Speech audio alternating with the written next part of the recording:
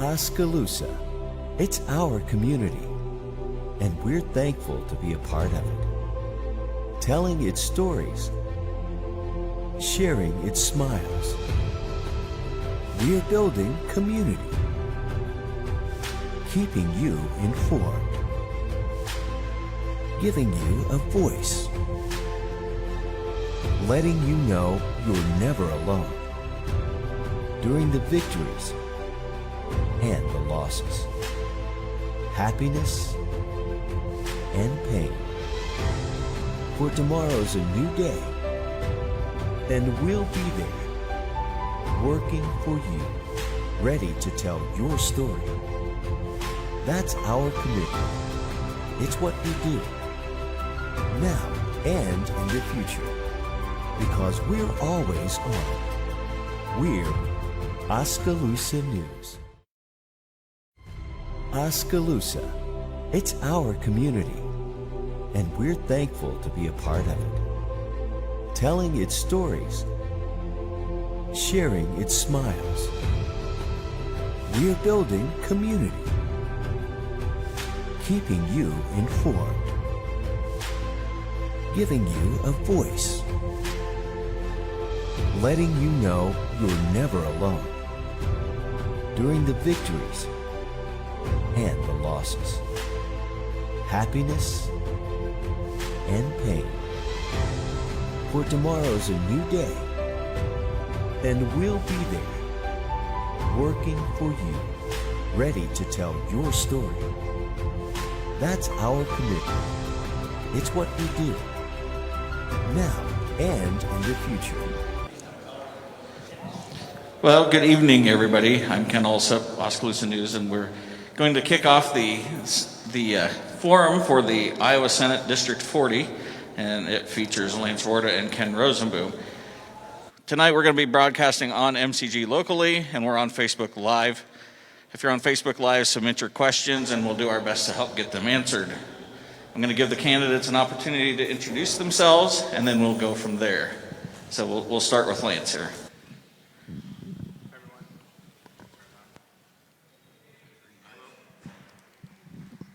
Hello. Hi, everyone. I'm Lance Rorta. I live in Lighton, Iowa. I was born and raised there on a century farm right outside of town of Lighton. Our family's lived there since 1861, and I graduated from Pella High School in 2002 and kind of moved to the urban area and moved my family back here in 2017, back to the farm where I grew up. Even though I graduated in Pella, I feel like Oskaloosa is kind of my second hometown. I had a lot of firsts in this mall. I got my first fishing pole at Kmart, first pair of Nikes at JCPenney, got Aerosmith and Eagles first CDs at Sam Goody. So it's good to be back. And this is my first time doing this too, so it's my first community forum as well. So thank you for having me. It's a privilege to be here. Thank you to Ken for running this, and I appreciate everybody tuning in live. Are we on? We are on. I'm Ken Rosenboom, and I am 69 years old. I have lived in the Oskaloosa area all 69 years. My background, I grew up on a farm southeast of Oskaloosa, and never got very far away from the farm, although my primary career was in ag business. My brother still farms the family farm, and we partner on some operations there.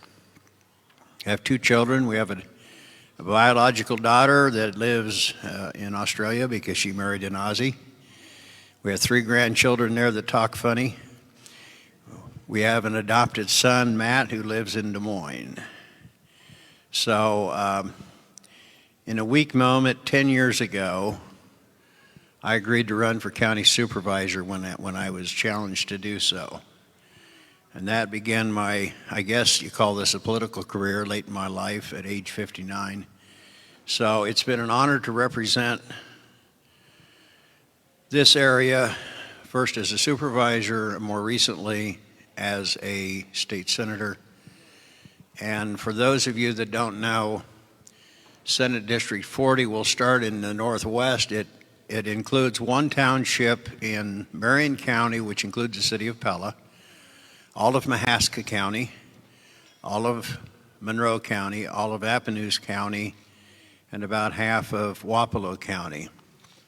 Very rural district, and but the big towns, of course, are Pella, Oskaloosa, Albia, and Centerville. So before I go any further, I want to commend Lance Rorta for stepping up to do this. It is not easy to put your name on a ballot because, especially in today's environment, you know you're opening yourself up to criticism from someone, usually on a quite regular basis. And I noticed in your interview, Lance, with Ken on Oski News, you said you were stepping out of your comfort zone. Believe me, so have I. And so that's probably true to a characteristic of most of us. If I could take 1 minute to introduce our two House members, Dustin Height and Holly Brink are sitting over here on my right, and have both served very, very capably in the Iowa House for the last 2 years. With that, we'll proceed with your agenda, Ken. No agenda, just questions, and hopefully questions from those in attendance. So does anybody have a question? And we have one. Ding, ding, ding, a winner. And I'll have the mic for you. This question kind of directed at Lance specifically. Mental health care is a crisis in our state. I saw a report the other day that we were absolutely at the bottom for funding in Iowa. You know, you ask any ER nurse what it's like when there's a mental health crisis, and there's just no place to send the people. There's no place at all. I mean, you ask 3rd and 4th grade teachers, and there's kids who need services that are disrupting education, and there's no place for them to go. So my question for you is, what have you done in the past to address this issue, and what, if you were elected, would you do to help fix the mental health care crisis in the state of Iowa? So my intro was a little short. I'm a social worker. I got my bachelor's degree from Iowa State University and my master's degree from University of Iowa. And so I'm a social worker and licensed independent social worker, and I own my own private practice right across on South Market, Unoya Counseling. My first job coming back here was at the hospital. I did substance abuse evaluations in the jail, and I kind of was the first connection of people coming into the ER. And I would say without that experience, I certainly wouldn't be up here, because I had a year of experience to see how broken our mental health system was. And we're 51st. I think in 2010 when Branstad was elected, he came in and closed down all the inpatient mental health facilities. And to his credit, he ran on reducing state government by 10%. So that was. I hate to bug you, but could you please hold the microphone closer? Okay. So what he did is came and just closed down all the inpatient mental health facilities. So now we, per capita, are 51 out of 51 on inpatient mental health facilities. We're 47th in the country on licensed psychiatrists, and there just isn't anywhere for people to go. So they come into the emergency room in crisis, and if you ask them, are they a threat to their self or others, and they say no, then you send them back kind of where they came from with no help. The substance use disorder is a huge deal in this town, continues to plague our community, and the waiting time to get into substance abuse treatment is over 30 days long. So I think we can certainly do better, and I know when it comes to cost, that question will come up, or how are we going to pay for it? And what I would say is there's just a huge cost of doing nothing. When you don't have a system that works in your state, you end up doing patchwork on kind of the rear end of it. And so I think we need a better system that works for everybody. And what I would do is to make sure that it was funded. Additionally, and I'm sure this will come up later, is the switch to privatization of Medicaid in 2015 has just been abysmal, and it's made access to care even harder. And that was really the reason why I decided to run, is this specific issue on mental health. Was there any other thoughts maybe Ken wanted to share in that? Well, let me just say this. We all agree that mental health needs more attention in the state of Iowa, and we focused on that heavily the last few years. I'm not sure where these numbers come from that are 50th in the country. I do not have that understanding, but maybe somebody can tell me where those numbers came from. Hopefully it's not from the same people that said we had the worst water quality in the state of Iowa, which was patently untrue. But in 2018, we passed a bill. After a year of convening a working group to study solutions, we passed legislation to create access centers for people that need access to mental health services quickly. And with that legislation, the intent was to have an access center within 90 minutes of any Iowan that needed services. That is up and running. And as far as I know, it's working fairly well. I know it had probably some startup problems. Most new programs do. So we've addressed it that way. And then last year, in 2019, we started a children's mental health program to address the needs of Iowa's children with respect to mental health issues. So those steps are up and running in place. And we do need to address additional funding, especially for the children's mental health program. But and that would have been established this year had not our session been cut so short with the COVID crisis. Quick response. Those numbers come from the National Association of Mental Illness, NAMI, which is one of the most credible organizations in the country when it comes to mental illness. And I will agree that I think that the footprint is in place for much progress. The children's mental health system and then the adult mental health system that's being mirrored off of that, I think is a really great start, and I think that's been a bipartisan effort. However, there's no money behind it. So I was like buying a car with no wheels. It isn't happening, and I understand that this year there was extenuating circumstances, but I think we've been told that this was going to be funded for more than 1 year now. All right. Any other hands? Looking around here. Oh, we got one back here. All right, I'll get right to you here. Oh. I was listening to the, well, let's go do a little background. I think we've just topped 200,000 deaths from COVID in the United States. I think we're around 1,300 in Iowa, and unfortunately, I think we have 19 in Mahaska County. Now, the president has given himself an A+ for how he's handled it on the federal level, and I just wondered if how you think Iowa's done in facing the crisis. Well, I'll start. Is that Eric? Is that you behind the mask? Okay. Thank you. Well, I think the governor's done a great job throughout. I recognize there's a poll out today that said she's underwater in Iowa on that. I will tell you my experience in Senate District 40. I've had a grand total of one complaint about the governor's handling of the crisis. I've had many accolades not directed to me but directed at her. So that's a very subjective thing, Eric.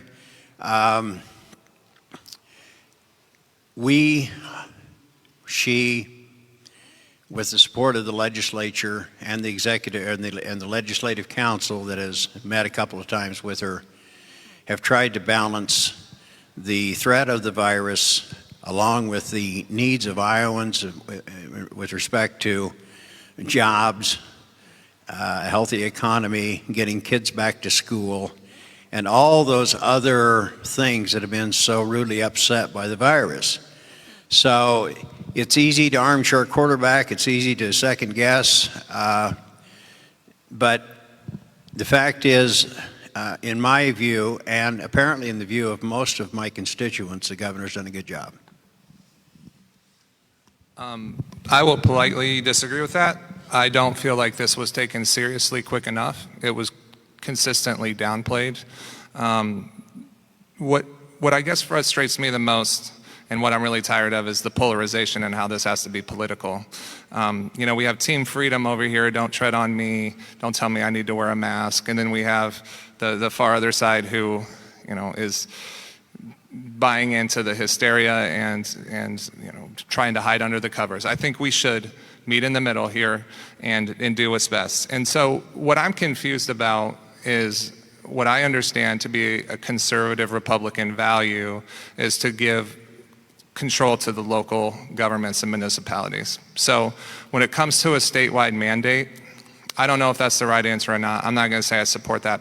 I would say that I support relying on our local governments to make mask mandates and determine what's more appropriate for their communities, because as you know, Iowa is diverse and there's big communities and small communities, and I don't think a one-size-fits-all is necessarily the right answer. However, they have not had access to transparent, reliable, and accurate data. And that's my, I guess, biggest issue with COVID. And you can get into all the emotion of it, and I'm trying not to do that, and I don't think I'm going to do that. But in order to best tackle this, we need transparent and accurate data. And I know that that data is not accurate. Okay, the nurses at the hospital know that the data that comes out on her reports daily, weekly now, biweekly, I don't know how often they are now, they've decreased, are inaccurate. And I guess that's the issue I have, is that the lack of transparency and the data that we're given. You can't make sound quality decisions without accurate data and without unity. And so, if it's a state issue on one hand, then it's a local issue on the other, and it keeps switching back and forth. That confuses people, and it keeps people from building unity and being able to work together. A couple of comments. First of all, I agree with you totally, Lance, that it's been overly politicized, and that makes me sick. It should not have been that way. Having said that, I'm not sure what the governor has done to block local control on any of these issues. A few days ago, the city of Waukee, the mayor there issued a mask order, and the citizens of Waukee stood up really quickly and rejected that. So the governor didn't reject that, the citizens rejected that. As to the transparency part of this, early on, the Iowa Department of Public Health created a COVID-19 dashboard. It's been operating for months, and I guess I was not aware that those numbers were being questioned. By whom? Again, not a constituent's talked to me about that. What evidence do we have that those numbers are wrong? You said nurses say they're wrong. Based on what? Based on the numbers that are in the local hospitals versus the numbers that are reported by the Department of Public Health. It's very clear that Iowa is one of the hotspots in the whole country. There was a day 3 weeks ago where Story County had more confirmed cases than the whole country of Canada. I think there's successful models out there, and we're simply not following it. I think one of the areas where I do see where the state could do a much better job is, for instance, in Mahaska County, most of the deaths are in our nursing homes. And the reality is we don't inspect our nursing homes like we used to. We don't have the high standards that we used to. And, people died. And Eric, I think honestly, I think there's a failure for lack of oversight. My brother's a resident of that nursing home. My brother has had the virus there with no symptoms. My mother's in another nursing home. To suggest that the governor's lack of oversight led to the early infection of the residents of that nursing home is simply unfair and disingenuous. Final comment, the inspections are down in Iowa for nursing care. I mean, And that's, that did not lead to, I don't know if they are or not, yes, they are. but that isn't why the coronavirus infected that population. Just going back to local control quick, we're one of 3 states in the country that mandated our kids go back to school after their schools were being told that it was up to them. And then at the last ditch effort, we were told that our kids have to go back to school, and teachers, administrators, and our school system spent all summer planning for that, and then had to, in a last ditch effort, kind of patch things together. So that's not local control. It is until it isn't, and it isn't until it is. And that's my whole point, is that it's confusing because it's not consistent. In June, when the legislature reconvened, we dealt with this at the legislative level. You can point the finger at the governor if you like, point it at me, and all 50 senators and all 100 House members who voted for a bill that mandated that that learning take place within the schools at least a 50% level. I know you don't read that in the newspapers so much, but that's not the governor's plan. That was the legislature's plan, and it was unanimously passed in both chambers by both parties. All right, we have another question back here. Well, it's a good segue because mine has to do with schools. My question is, for both of you, how do you think educators in the state of Iowa are better off today than they were before our state gutted their Chapter 20 rights? Sure. Well, my view is very clear.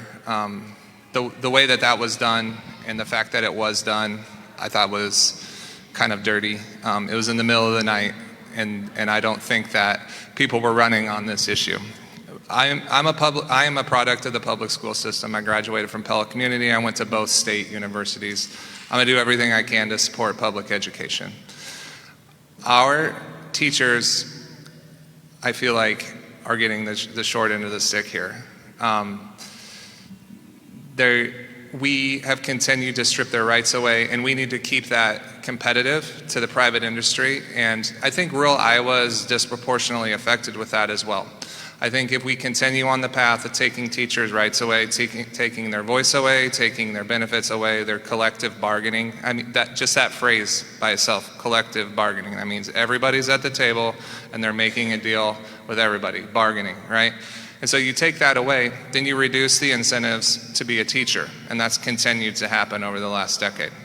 And so I continue to say this, is the Waukees, the Norwalks of the world, they're probably going to be okay. There's probably going to be a certain amount of teachers, and people in my generation will flock to the urban areas because there's more entertainment options, there's more opportunities there to raise a family, there's more housing, they have a lot more opportunity. So they're probably going to be okay. But it's the rural schools that I feel like are going to struggle, and we're already on the path of having teacher shortages. The incentive to be a teacher now is significantly less than it was a decade ago and even before that, and it's continued to decline. There are so many places I could go with this. I'm going to start, Lance, and I'm sure you've been told this, but this mantra about doing things in the middle of the night, frankly, is getting a little old. Certainly that bill was discussed for hours and hours, probably a couple of days, has nothing to do with whether it was in the middle of the night or anything of the kind. I hear that repeatedly, that we've done things in the middle of the night. It simply isn't true. To the broader question, let's start here. I've got a copy of the newsletter put out by the Council of State Governments. By the way, there's a number of state legislature, national organizations, right, that some of us are members of. This happens to be the Council of State Governments, nonpartisan. In their recent edition, they talk about, and this is under the headline of Leadership Opportunities and Pay, Grow for Teachers in Iowa. And here's the first paragraph. In an August 2018 report of the Learning Policy Institute, Saunders and his co-authors highlight strategies at the leading edge of efforts to strengthen the educator workforce. One of the states singled out multiple times is Iowa. In addition to that, Iowa was rated 8th in the country in terms of teacher pay relative to the cost of living. I've got that report in my file here. Despite the repeated charge that classroom sizes are growing, classroom sizes are not growing. I have National Education Institute or National Education Association figures that show every school district in my Senate district over the last 20 years, their class sizes are dropping. We have funded education since the Senate was taken over by the Republicans in 2016. We have increased K-12 funding every year, and we have delivered every dime that we promised. Unlike the years when big promises were made in January, and those promises were broken in October because the state didn't have the money to pay for those big promises. I've got a list here of 12 years and 12 years previous, and 6 times those promises were broken. An empty promise is worthless. We do responsible budgeting where we do what we can, and then we deliver every dime. In addition to that, we've done, on a per pupil basis, we are dealing with the inequities that were built into the system many years ago. We are gradually working out of that so all school districts receive the same state aid. We are also dealing with the transportation inequity around the state, where some schools are spending $1,000 of their money just to get kids to the front door, and some schools are spending none. So those kids were penalized $1,000 right out of the gate. So there's a whole raft of things we've done with education. We're dealing with the education with the classroom clears that have become a problem around Iowa. We've given teachers more tools to work with so they can deal with that situation, which had grown out of hand, frankly. So we have solidly supported education. We'll continue to do so. It's still 53% of our state budget, and I think it'll stay there. We have a follow-up here. So how is teachers being able to fight for, bargain for something more than just base pay? Why do you think we shouldn't have that right? If you want to revisit that, it's because over that 40-year period that the collective bargaining law, previous law had been in place, it had become increasingly apparent that was a one-way street. The taxpayer was never at the table. Teachers were at the table, great. I got nothing against teachers, but the taxpayer was never at the table. And that it became, and we go to arbitration, school boards wouldn't go to arbitration because they knew they would lose every time.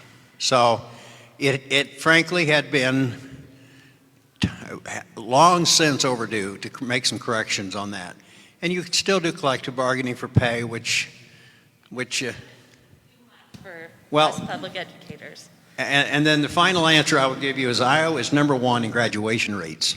Iowa is #1 in concurrent enrollment in our community colleges. Iowa is #1 in ACT scores, average ACT scores.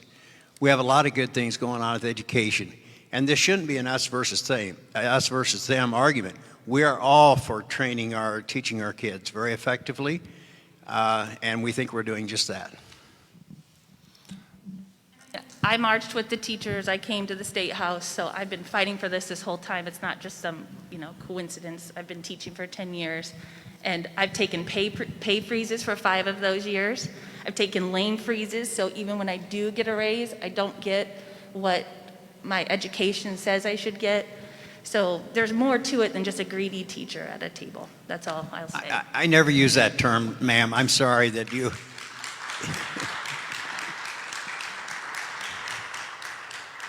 I'm sorry I used that term. That's really not needed here.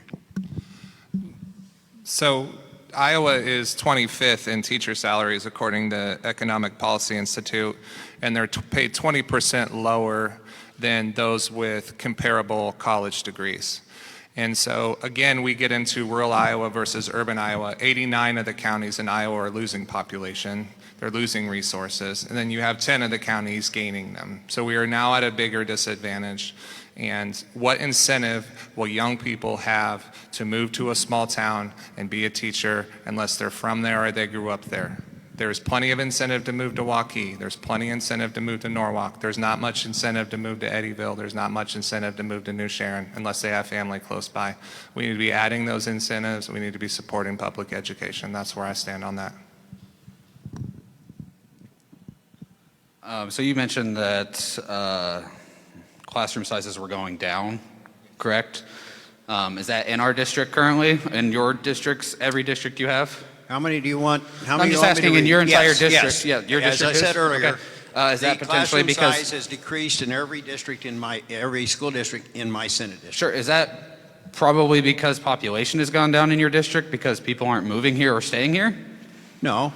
I mean, it seems like that would probably It may be correlate. that in some towns, in Centerville, in Pella, if I could find it, if in Pella, the number of students has increased 21% over that period of time. In one area, but I'm talking about your entire district. I feel like population is probably down across your entire district. Is that right? I don't know that. I would say I would it's assume pretty, it probably is. I think it's pretty steady, to be honest with you. We'll find out. We have a census this year, right? But what's the point there?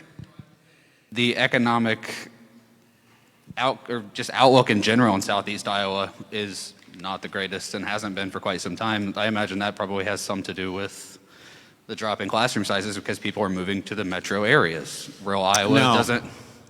No, Pella's down up 21% in the number of students over that period, but they're up 80% in the number of teachers. That's the one wealthy town in your district. Yes. Every other community you have has free and reduced above probably 40%. Pella doesn't.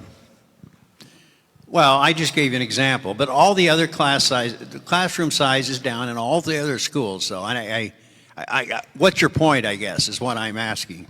My point is that economically, people aren't moving here, which is why our class sizes are going down. I mean, it's just simple correlation. Which why our agenda the last 4 years has been pro-growth, pro-business, pro-jobs, to build the economy so we can continue to support our teachers and all the other functions of state government. Okay, but how are you creating jobs in Southeast Iowa? That's my question, by giving tax breaks to big ag corporations? Because I'm No. not seeing how you guys are creating jobs over the last 4 years. So if you could, By how are you creating jobs in Southeast Iowa? That's my question. By reducing taxes to all Iowans and by reducing the regulatory burden that many of our businesses are under. That's how we're doing it. Follow up with that, Lance, or? Well, all the school board members and administrators I've talked to have a different story about class sizes. I know that public education is a hot topic and it comes up, and we've heard the $100 million, I think, quite a bit.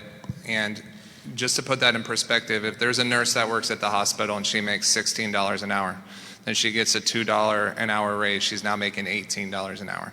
That's great. She's never made $18 an hour before, therefore she's making more than she ever has in her entire life. However, her health insurance premiums went up $250 a month. Her MediaCom bill went up, the electricity went up, the water went up, gas went up.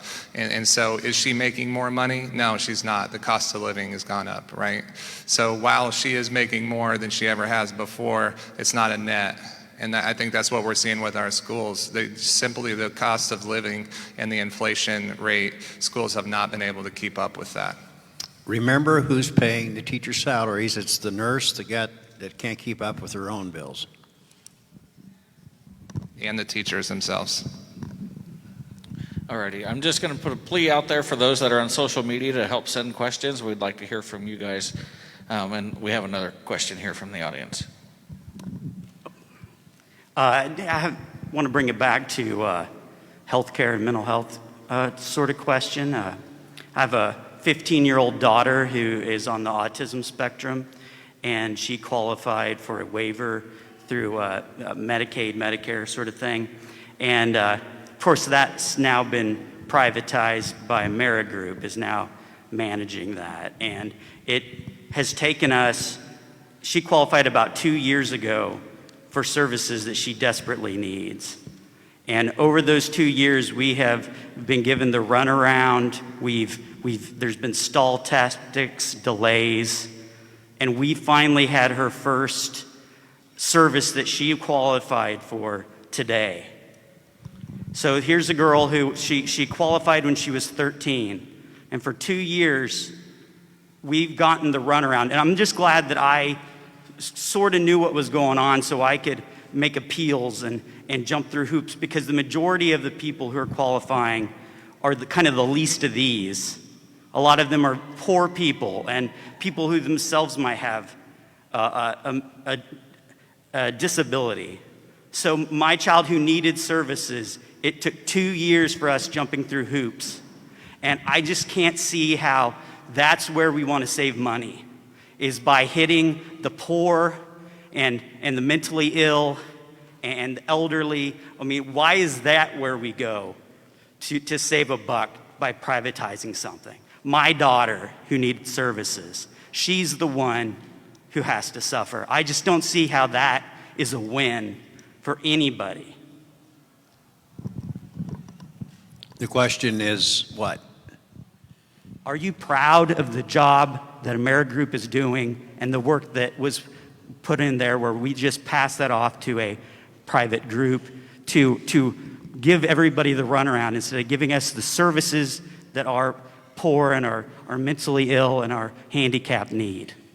Let me give you some numbers. I've been on the Appropriations Committee the last 8 years in the Senate, where we decide how we're going to spend the taxpayer dollars.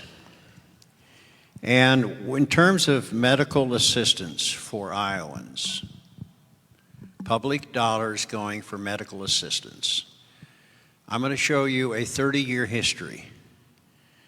In 1987, the state spent $140 million a year on medical services, 6% of the state budget. 10 years later, 1997, we spent $373 million. We doubled it, 9% of our state budget. By 2007, $760 million. We doubled it again. It was now 14% of the state budget.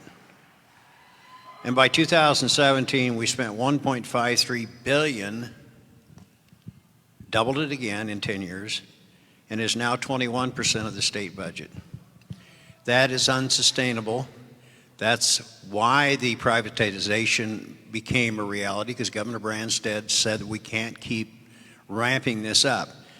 So I guess we can all come up with personal stories, but the fact is we are relying more and more and more on the taxpayer at unsustainable levels for all kinds of programs. And don't forget, this budget competes with that education budget that we were just talking about. Between those two pieces of the state budget, 90% of our money is already used up. So the rest of the state programs have to live on the rest. And we consistently cut some of the other state programs, but when you have unsustainable growth in health care, and you have the demands to keep pace with education, which we all agree we need to do, we have to balance the budget. So that's the hard, cold reality of the budgeting process. And those numbers are what they are. 21% of our state budget now, and people are saying it's not enough. When is it enough? Jumping in here. So the first 2 years that AmeriGroup and, well, the MCOs, because they've been through a lot of them already, we gave them $150 million raises for 2 years. The service, before that happened, we had caseworkers in this town who were working in broom closets making $35,000 a year managing all these cases. I worked at the Department of Public Health in the Lucas building in Des Moines when this went through. And we had all the information from other states. And we tried to say, look, other states have already done this and failed. And I want to let you know that's why I'm up here. That's why I'm running. Because simply put, just to be really frank, we have for-profit corporations, multi-billion dollar entities here that are making profits off of the sick people and poor people in our towns and on our children, okay? And I'm not okay with that. And it's not a number thing. So they'll find the money. It's a priority thing, right? They gave, let's just look real quick, hold on. In the meantime, they gave Facebook $26 million for 30 jobs. They gave $16.8 million to Google for 50 jobs. They gave $200 million to Apple. They gave $11.5 million to Cargill for 14 jobs that pay $17 an hour. It's not a cost thing. It's a priority thing. And if we're going to prioritize profits over people, that's why I'm up here. That's why I'm up here. Have you ever drove by Iowa Total Care? It's right by West Clinton. It's right by Jordan Creek Mall and some of the highest rent per square footage that we have in this whole state. And they have heated garages. And there was people at the Department of Public Health that were making $80,000 a year when they had 14 years of vipers under their belt left to be administrators over there. So now we don't have caseworkers in this town. We have call centers, and we have six-figure administrators managing the sick people and the poor people. And all the hassle that you went through is very intentional. I mean, that's on purpose.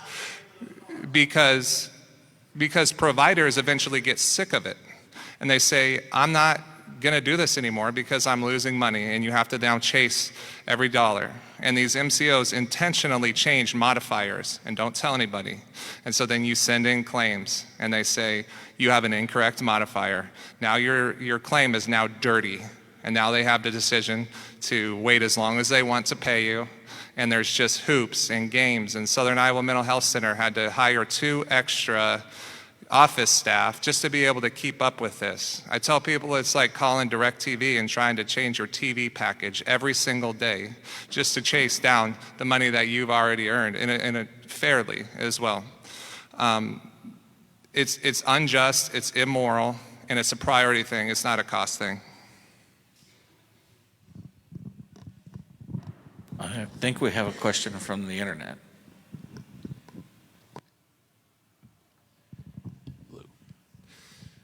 From Facebook, a question from Robin Martin regarding taxes and regulations. Some of those have been removed and taxes lowered in the past few years. The question to Ken is that working? The purpose behind those, and is there any data or information to support that? And to Lance, what is your take on the lowered taxes and reduced regulations? The real test of our economic package and our tax and regulation reform came just this year in the middle of this pandemic. There are government budgets in disarray all around the country, both at the city, the state, and the federal level. Iowa is not in that boat, thankfully. Because of our reasonable budgeting practices the last 4 years, we have been able to pass a budget this year in the middle of the pandemic that increased funding for education and was status quo for most of the rest of state government. In addition to that, last month a report came out from the Council of State Governments listing the 50 states, and the ability of those 50 states to withstand the economic impact of the pandemic. Iowa is number 1. There is no expected, at this point, there is no expected hit to state government going forward. And that's a remarkable statistic. All the other states are under Iowa, are worse than Iowa, and I think that is the best benchmark by which we can measure our economic progress. We do not know what we're going to learn from the Revenue Estimating Conference in October. That will be job one when we come back to Des Moines in January, is figure out how to present a balanced budget and to support all the needs that we have for Iowans across the state. So that's certainly, I think, underscores our budgeting practices and the importance of responsible budgeting. When I started a business, it kind of changed my opinion on taxes. So instead of it getting taken out of my check, I get paid, and then I have to write a check every month. It just feels different. And so my monthly tax check is more than my mortgage. So I don't like paying taxes any more than anybody else, and I'm not for raising them. And just real quick, I think there's a difference between, and we're talking about spending. I think there's a difference between spending and investment. So if I'm going to the mall and buying a bunch of stuff I don't need, that's spending. If I'm putting my money into retirement, that's investment. There's a big difference between there. I think we need to invest in our kids, our schools, and our small towns. When we have go big or go home, survival of the fittest policies, and all the biggest corporations and all the biggest spenders and the people with the most influence in our political system are constantly getting advantages and tax breaks, and then that leaves the rest of us out. So I think we need to invest rather than spend. I think there's a difference there.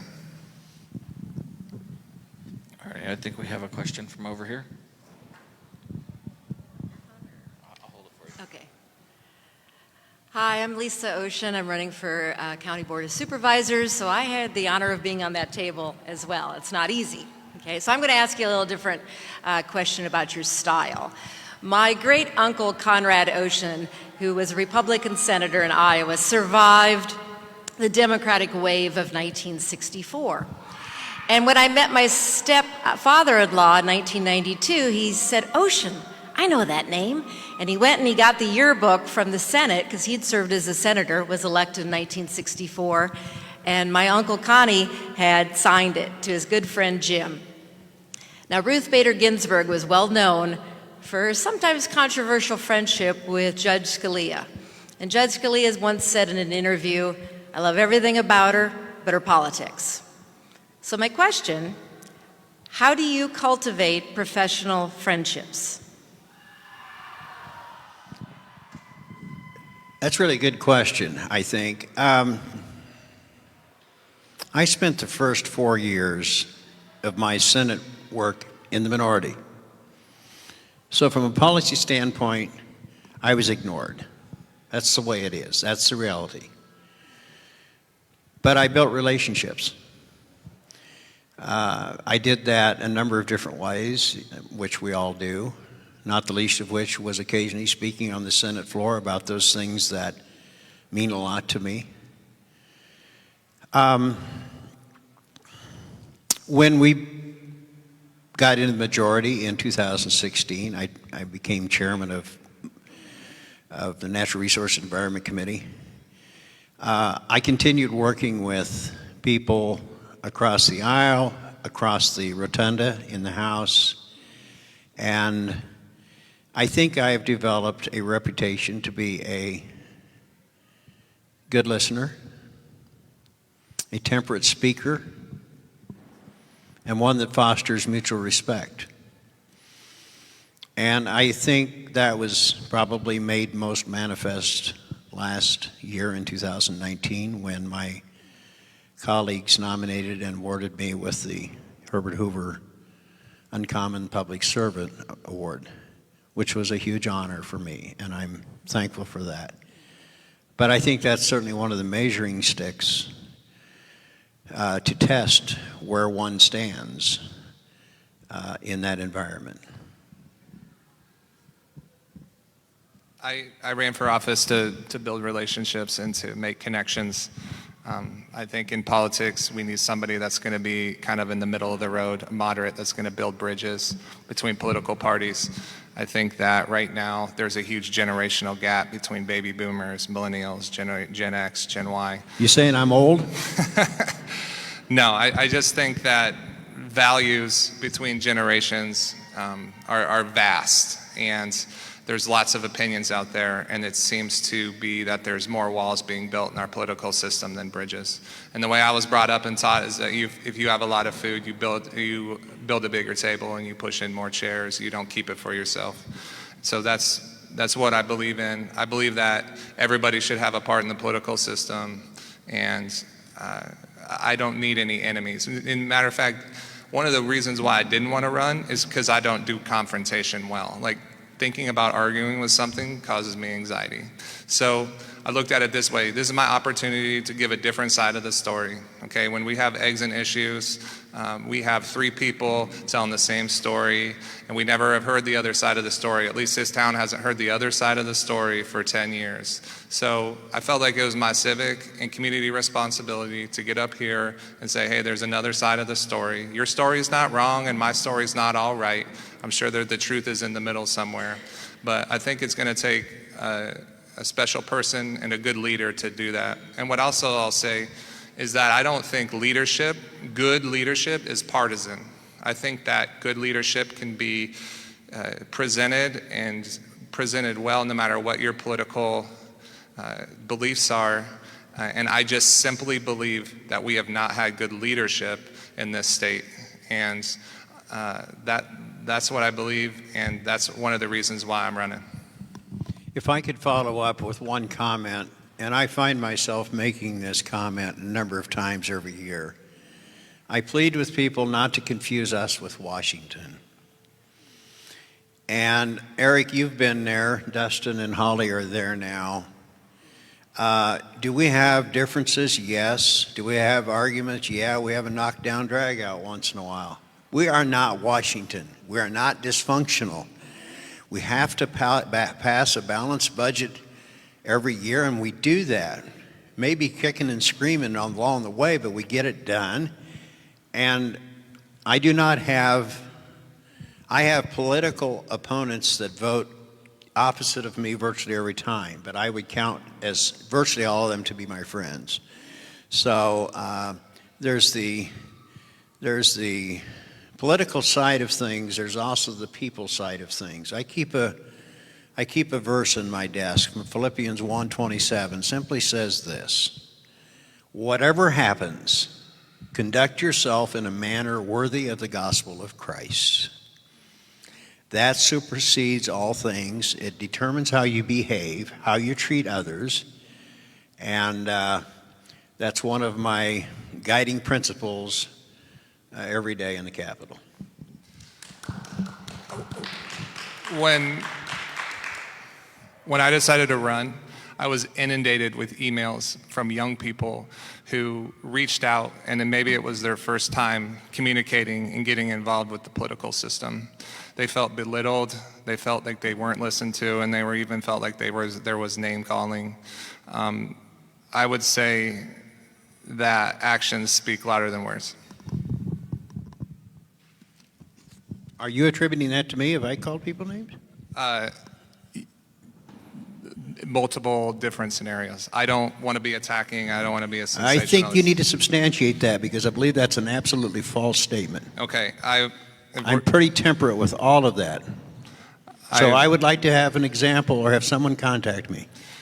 There was a person who forwarded me an email where you told them to get a life, and you told them that they had no business telling you what you should and should not do. I got an email from a University of Iowa student who was communicated that they were inferred that they were cheating on their homework because they were giving pre-written political. You can't give one point and then tell people to get a life. Tell people that they have no business telling you what you should and shouldn't do. I think the way you treat people is the most important thing you can do in life. That's what I teach my kids, and I think that reputations supersede themselves, and I take pride in how I treat people, and I don't want to be demeaning, and I don't want to be attacking, and I want to build relationships. I didn't do this to make enemies, but probably 10 or more emails, just, you can't even believe the disrespect, and people do not feel listened to. And I think that's kind of a huge contrast here. It's because I'm a therapist, and I sit and listen to people for a living. That's what I do. That's how I pay my bills. I guess I should be used to this year after the animal activists came after me, and more recently a radical leftist group that filed an ethics complaint against me. I'm getting used to dealing with garbage that I don't understand why people feel the need to go there. I reject any and all of those statements. I don't understand it.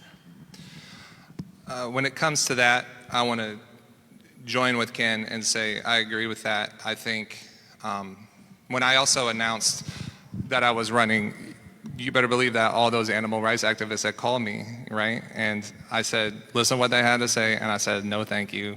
I don't want your money. I don't want your recommendations.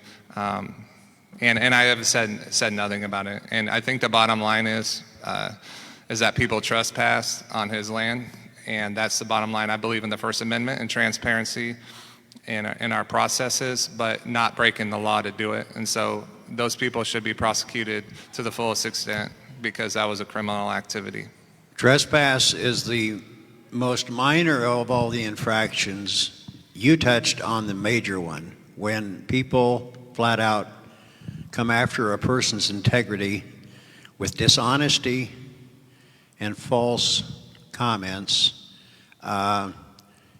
We're seeing a lot of that in this political year, and it's sad, it's unnecessary, and but if one thinks that I'm going to be intimidated by that, it's not going to happen. If I had emails sent to you all in which you felt like you weren't heard and you were disrespectful, I hope that you would bring it up and send it to whoever you needed to. I would take responsibility for any email that I sent, any communication I had with my name below it.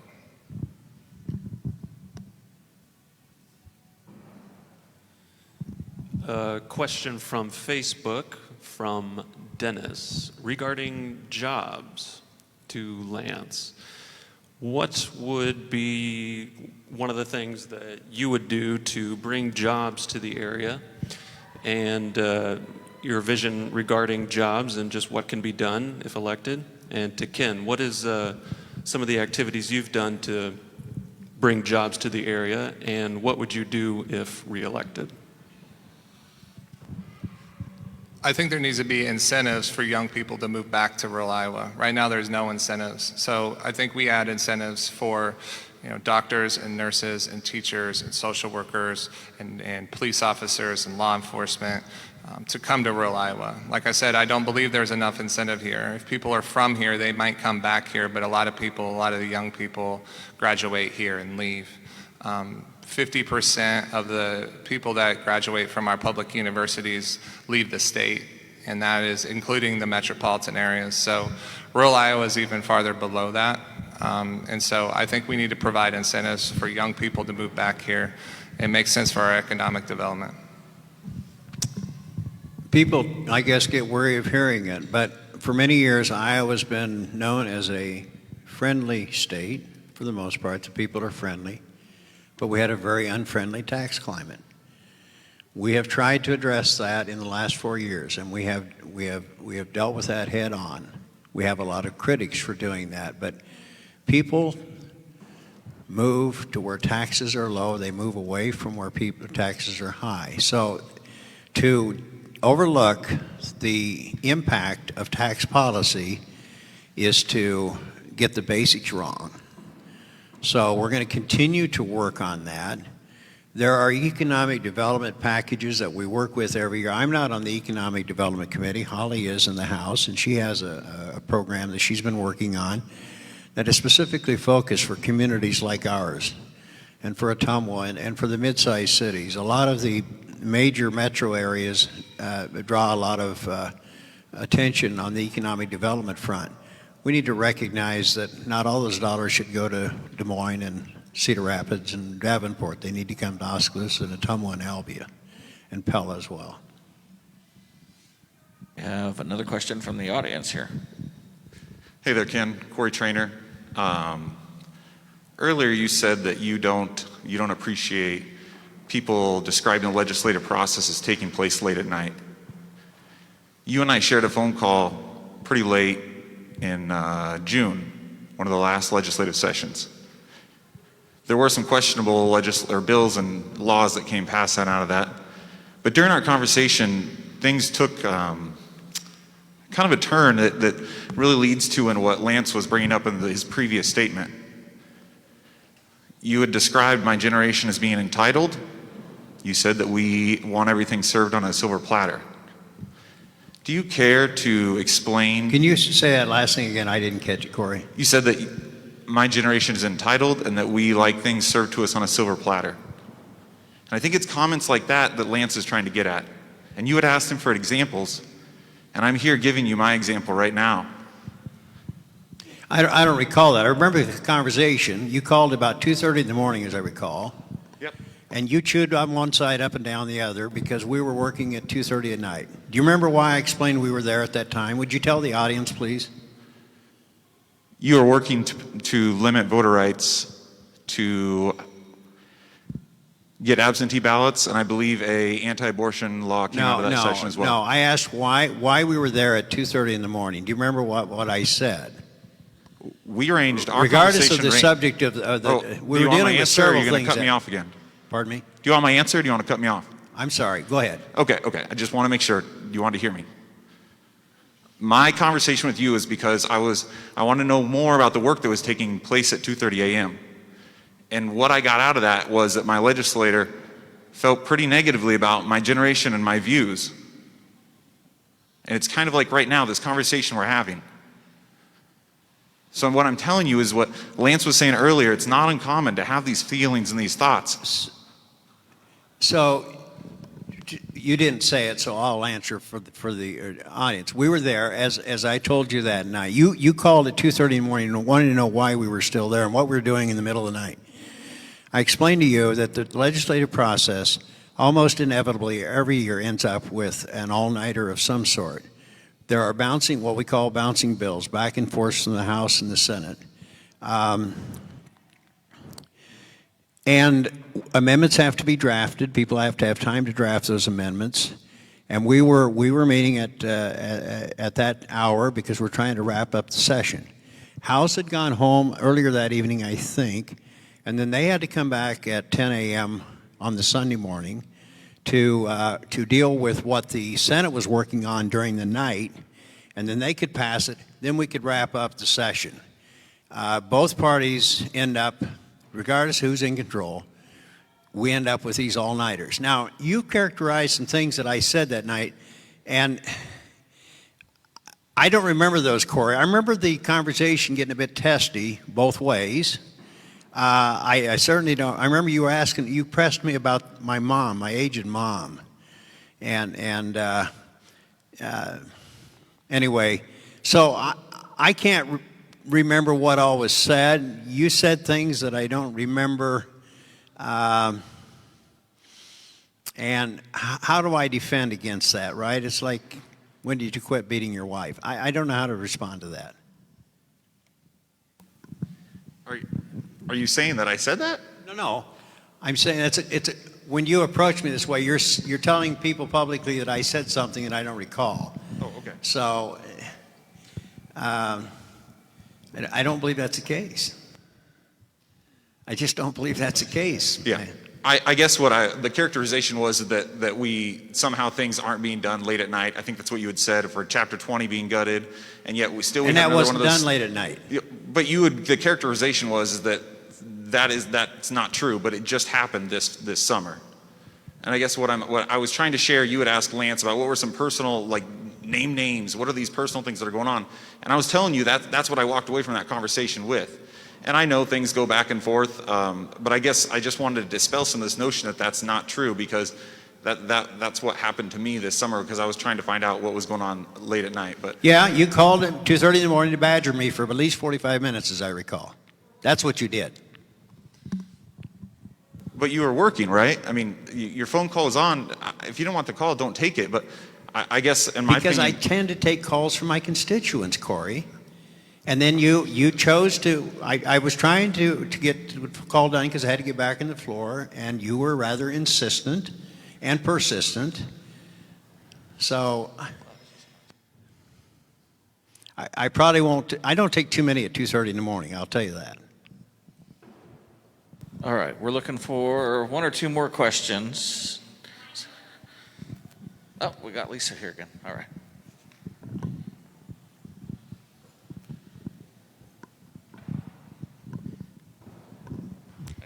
Okay. You talked about state universities and what's called the brain drain from Iowa. However, with community colleges, which are also funded by the legislature, over 95% stay in the job. And economically, it's one of the best investments, not only in the training, paying taxes, having good jobs, but also staying out of prison and off of food stamps and all of that, okay? So when you take that whole mesh of numbers, community colleges are a really great investment. However, community college students are funded less than even a private school student in the state. What are your feelings about community colleges and how would you support those? Because there are 15 of them throughout the state, Indian Hills being in this area. I've been to Indian Hills probably a dozen times every year. You're partially right. We spend about $2,500, $2,600, $2,700 per year on our community college students. We spend something like $6,000 on our private colleges. Now, is that what you meant, private colleges? Because K through 12, there is no private funding. Okay.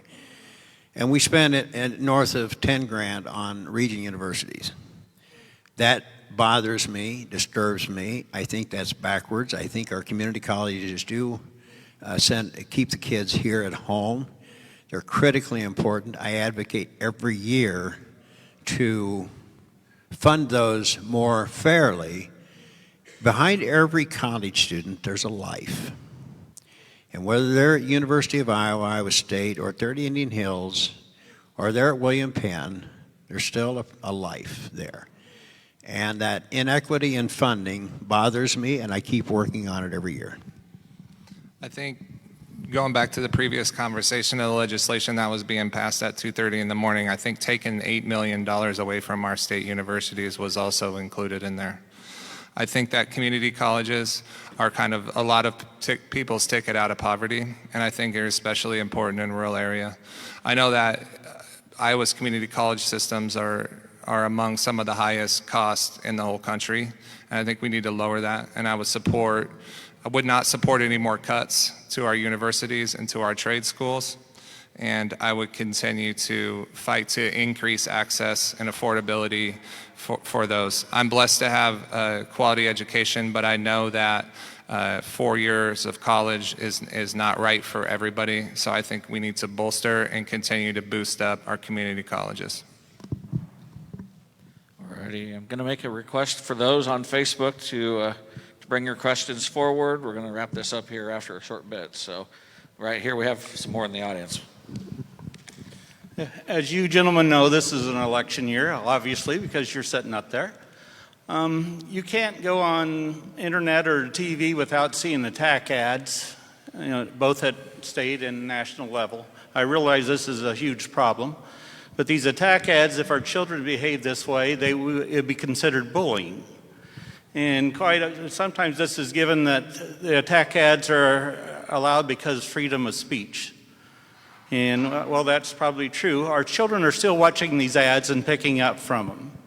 I would like to think that our state could lead and have a higher standard and see what we could do to limit attack ads.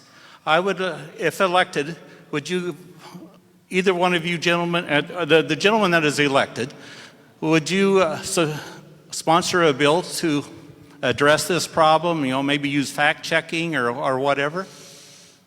Well, John, that's I understand the question, I understand the sentiment. Couldn't agree with you more. Most of that you see are in federal elections. I don't know that there's a lot we can do because of the First Amendment on that. Notice who sponsors, pays for those ads, and it's on both sides, I'm sure, dark money.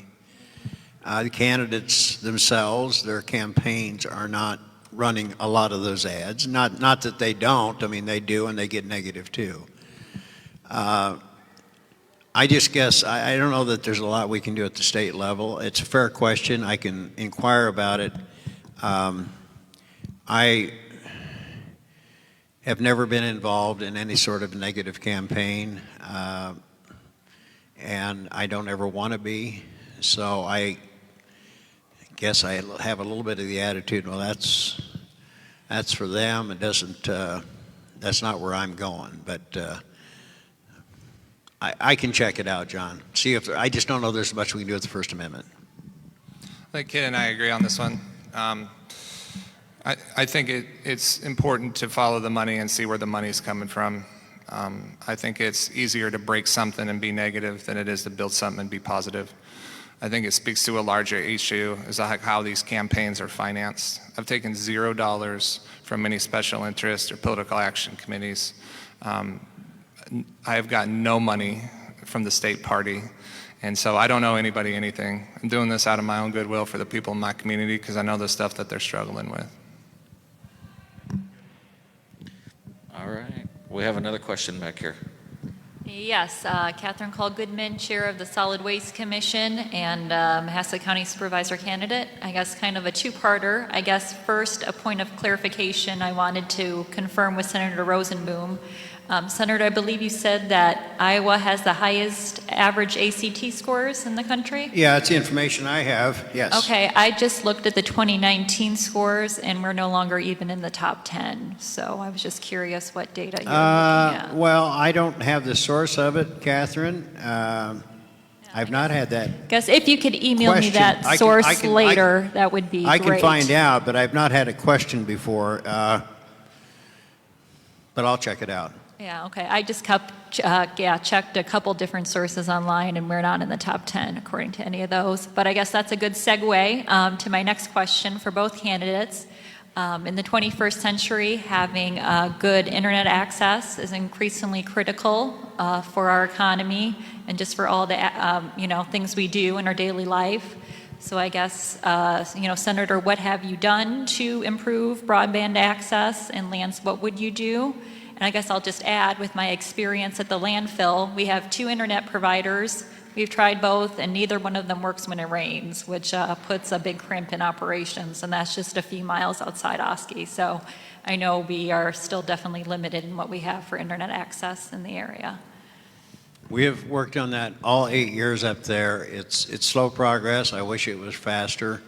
This year, I had hoped we could make a big step. Dustin, you were working on a bill along with other members that, quite frankly, a lot of our legislative priorities just got sidetracked this year. But it's certainly a priority for both parties, I think, for both chambers.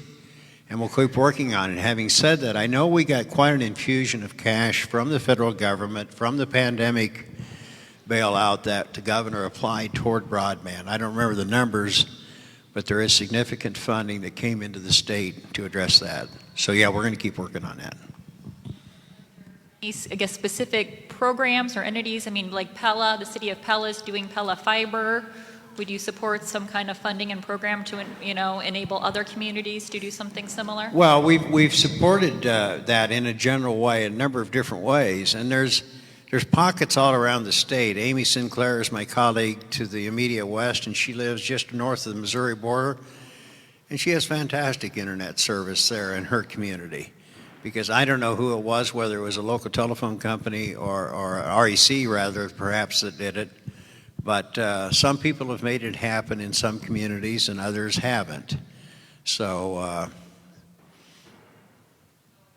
Pella's working on a project. Okay, so I guess how would we make it happen in, Oskaloosa and the surrounding communities? Well, Oskaloosa has great service, right? I mean, Well, not 4 miles outside town. well, with I a understand. landfill. I understand that. I understand there's limitations, but then, but programs, money doesn't grow on trees. We can't just spend billions of dollars on the internet. We just don't have the money. So we've done a lot of programs to incentivize providers to come in. And a lot of our RECs are working on projects around the state. So it's a process. I think this needs to be a big priority. It's going to be critical to rural revitalization, keep us competitive with bigger cities with more resources. I think it needs to be treated as a utility and that we've fallen behind on the progress on what needs to be done. I know that there's stuff that needs to be done. I agree with Ken that this is a long, complicated process and it takes a long time. But I think if you represent rural Iowa, this needs to be on the forefront of on the priority list. And I think it's especially important this year because our students, at the end of last year were doing school from home. My wife works at Principal Financial and she works from home. If she lived where my parents are at, I don't know if that would work. My parents only live a half a mile from me. We just happen to be lucky because we're on high ground and we can see the eye on the Mahaska Rural Water Tower. My parents, not so much. They can't even stream Netflix. And like I said, they just live in a little dip. So it's super spotty. It needs to be treated as a utility just like electricity. Do we have an online question?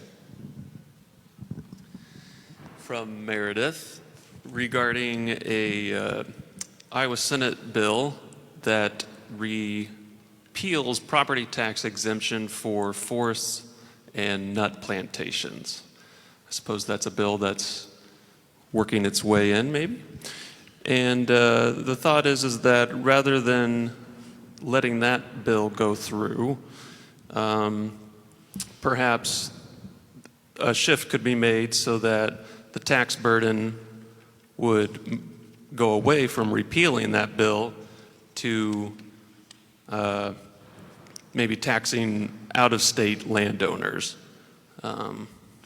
Well, Aaron, that's 8 years of history with that thing, Forest Reserve. But most people don't know what the Forest Reserve is, including most legislators, which is why we don't have any success with that. But in a nutshell, in Iowa since the early 1900s, there's been an exemption, a property tax exemption for land that's placed into Forest Reserve, which generally is a good idea, and I think everybody agrees with the concept.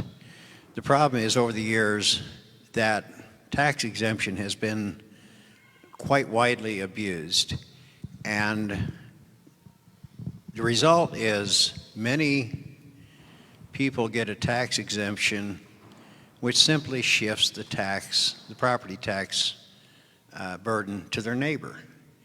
And there's a lot of feeling that that's not fair. So Senator Sinclair has thrown out some bills over the years, never got anywhere, and they end up in my lap because I chair the Natural Resources and Environment Committee. I had proposed last year an amendment to that bill, and her bill would do away with that exemption altogether.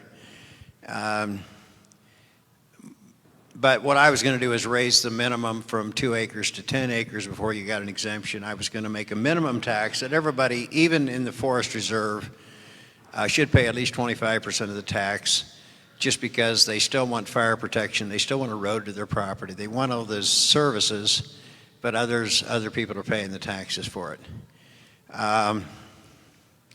So I don't think that'll go anywhere again this year. I think it should, because I think it's just simply not fair that some people have a total exemption and pass the burden on to others.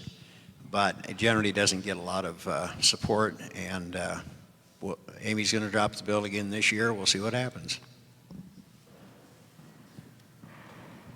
All right. Well, we have one more question from back here, and I think there's another one over here, and then we'll try and wrap it up. We were talking about public funding of community colleges and state colleges and stuff like that. I'd like to break it back to K through 12. How much money are we sending to private schools for K through 12 comparatively to just our normal public school choices? I know last winter in 2019 for Eggs and Issues, there was some conversations about a bill going through that was going to give Iowans more of a choice for education. So I'm just curious, how much money are we sending to public education, or how much public education money are we sending to private education to buoy them, since they're not really able to go alone themselves? Zero.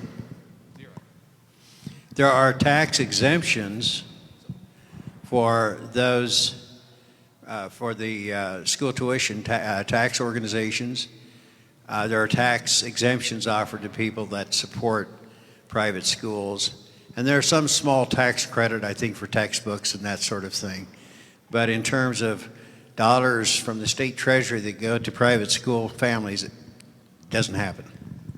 Okay, sure, but you're giving tax breaks and things like that to people that are sending their kids to private school then? Is that correct? It's not really, it's to parents, it's not to parents, it's to people that support private schools. So there's a state income tax credit given to those people that give to what's called school tuition organization, STOs, school tuition organizations. There was legislation that you guys spoke about last year, though, that you were trying to introduce. 2 years ago, there was an educational savings account, one that I have strongly supported all the way through. It has never passed, and it simply says that school choice for parents is a legitimate concept and should be practiced, should be encouraged more across the state. I want to jump in here because I think what you're talking about is vouchers, right? No, we're not talking about vouchers. Okay. We're talking about educational savings accounts. They're not the exact same thing. Okay. Well, they're pretty close to the same thing. I just would say that I don't support public money going to our private schools. I support everybody's right to choose to live where they want and go to school where they want, but I think the resources should not be taken from 90% of the students in our state and be given to the 10% of the students in our state. The private schools are not held to the same standards as our public schools. They are not held to the anti-discrimination laws. So heaven forbid, if a young female gets pregnant before marriage, they could fire her for that. They could not in a public school. And private schools get to pick and choose what students can attend and what students can't. I heard a story about a kid with autism who was denied to a Christian school, and then he has to go to the public school. So great if you want to send your public family to public school or private school. My mom went to private school. My grandfather taught at private school. My mom said she went to school with your brother. I go to church with people, and that's great. I support that, but not public funds going to private schools. Well, let me respond with two comments. One is that it's always characterized as taking money away from the public schools and sending it to private schools. I do not believe it's either or. I think it's both and, first of all. Second of all, I will ask you directly, Lance. So you are in favor of doing away with the Iowa tuition grant to our college students. That's what you just said. You don't support public money going to private institutions. I don't support vouchers, and I don't support tax dollars going to private entities. Okay, then you don't support the Iowa tuition grant, which all of our students in Central and William Penn and Grinnell and all those benefit to the tune of about $6,000 a year. That's public money going to private schools. And I'm going to be transparent and say I do not know the details and ins and outs of that. I'd be happy to have that conversation with anybody who is concerned about my position moving forward. And I'd be happy to reach out to Ken and get that information as well. Yeah, well, that's the point, isn't it? Exactly. People flippantly say, I don't support public money going to private schools. But we've done for 50 years in Iowa, and nobody's ever cried foul if it goes to college students. But if it goes to high school students, that's foul. I don't understand it. All right, I think we have one last question that I'm going to take from here in the audience. Hi, I'm Cheryl Benson, and this is actually a question from a friend of mine on Facebook Messenger. She wanted me to ask Ken. She wants to know if you have ever crossed party lines, either for a vote or to work with somebody from the other party. Oh, that's a good question. Have I ever? Yeah, I mean, I'll try to give you as honest an answer as I can. I guess unbeknown to an awful lot of Iowans is that there are an awful lot of 50-0 votes in the Iowa Senate and 100-0 votes in the Iowa House. You only read about the contentious stuff, right? There's a lot of stuff. There's a lot of stuff that are in between, right? So that it's not a clear Republican-Democrat thing. Just this year, I don't remember the bill number. It had to do with ammunition used for deer hunting, and I voted against that bill. Virtually all of my Republican colleagues voted for it. I think one other joined me. A lot of Democrats voted for that bill. So there are a lot of those bills that shouldn't be thought of as one party or the other, a lot of them. The other thing I'd say, my first year in the Senate, I voted against the Terry Branstad bill. The governor had a bill. Only 10 legislators out of the 150 voted against it. I was one of them. You know, you're not supposed to vote against the governor of your party, right? But I have done that. It's hard, and Lance would find that out too. It's hard to buck your friends and your caucus members, your colleagues, but you have to do it sometimes. It goes with the territory. Lance, do you have any comment or thought about that? I can't speak to Ken's voting record, or I don't want to speak for him. I'll just speak for myself. I feel like I'm a pretty middle of the road type of guy. I grew up in a conservative family. Most of my friends are very, very conservative. When I talk to my liberal friends in the city and Des Moines, Iowa City, they whisper and they say, he's a Republican in disguise, right? Then I talk to my Republican friends, and there's a lot of stuff that we can agree on. But personally, I just feel that there needs to be more bipartisan effort, and I would promise you that I would do that. There's several issues that I'm right of the Democratic caucus on, and there's several strong Democratic issues and independent issues that I stand firmly on as well. And I believe that I would represent not only Democrats, but all the independents and positive thinking Republicans.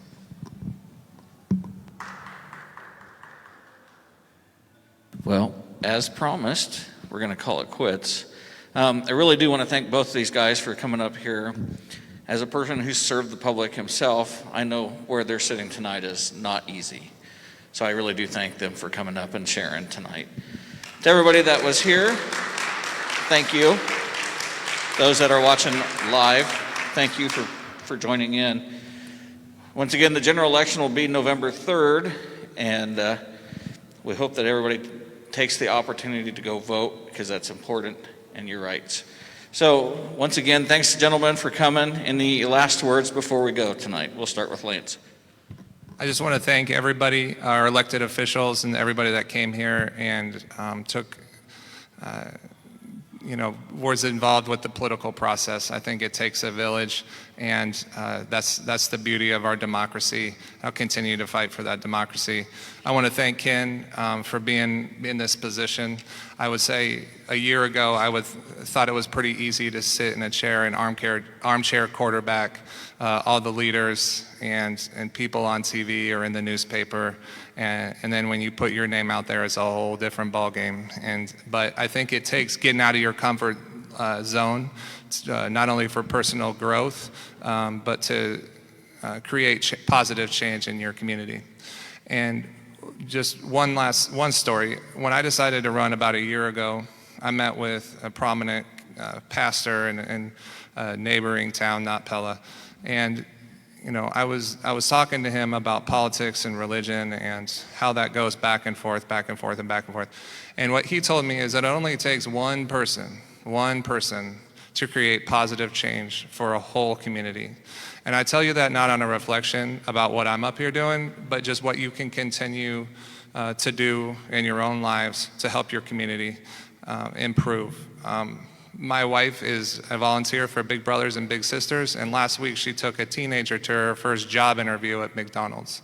I think that that has a ripple effect. Not only does that help her personally, but that helps her family, that helps our community, it helps our businesses. And so if you need to start small, start small. But I just encourage you all to continue to get out of your comfort zones to be the change that you want to see in your community. Thank you.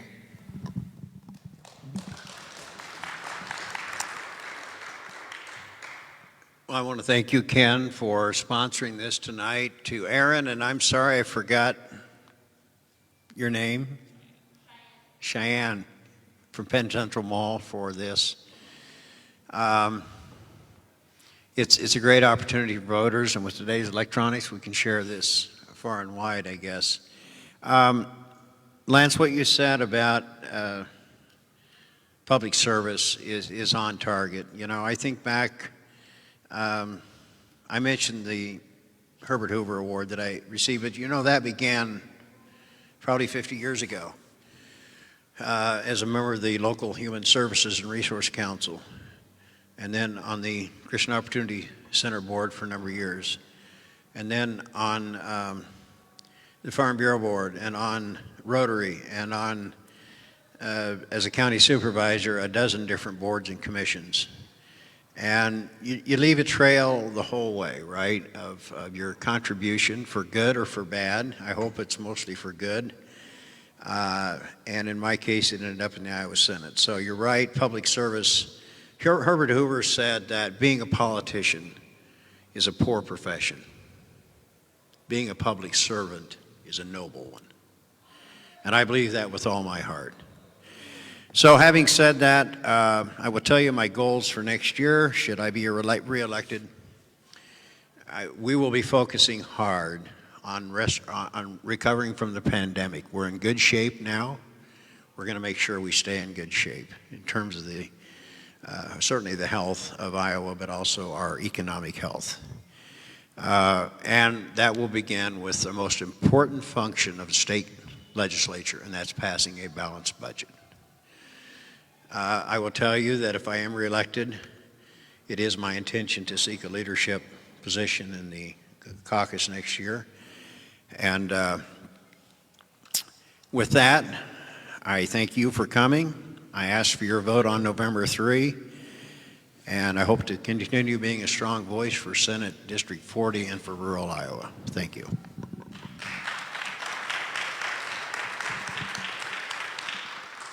All righty, one last time, gentlemen, thanks again for coming. And to everybody else out there, thank you very much to Penn Central Mall and Cheyenne for her assistance the past 2 nights.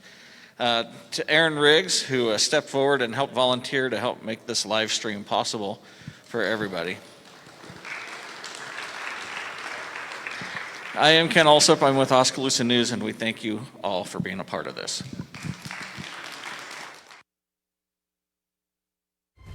Oskaloosa, it's our community, and we're thankful to be a part of it. Telling its stories, sharing its smiles. We're building community, keeping you informed, giving you a voice, letting you know you're never alone during the victories and the losses, happiness and pain.